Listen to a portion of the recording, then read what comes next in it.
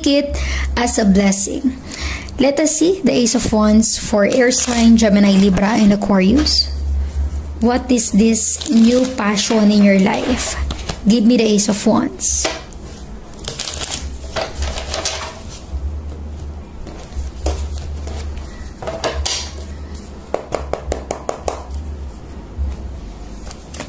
The Moon. Okay. This is a strong Pisces. Ibig sabihin nito, a hidden secret that is yet to reveal.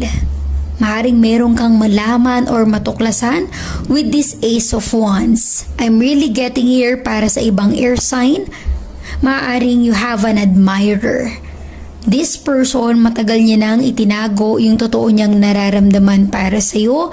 Pero habang tumatagal na kayo ay magkakilala at nagkakausap, nagkakasama, para bang unti-unting nagbo-bloom or nag-i-improve yung feelings or nararamdaman niya for you. Because Wands is all about feelings, passion, connection.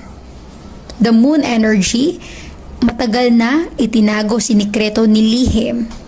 Ayaw pang i-reveal kasi hindi pa rin sigurado sa nararamdaman. Okay? Possible din, air sign, na this is your energy.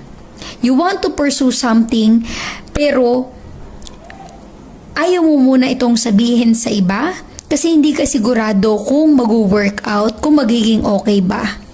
Diba? Ikaw ay masyadong malihim or masikreto. Pero you really want to pursue something. So kung ano man yan, resonate as it is, maybe this is your energy, air sign, or your person's energy.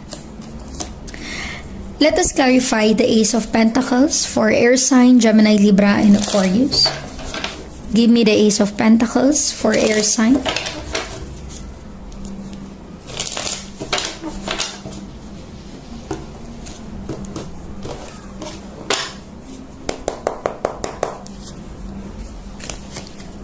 Four of Cups, a water sign.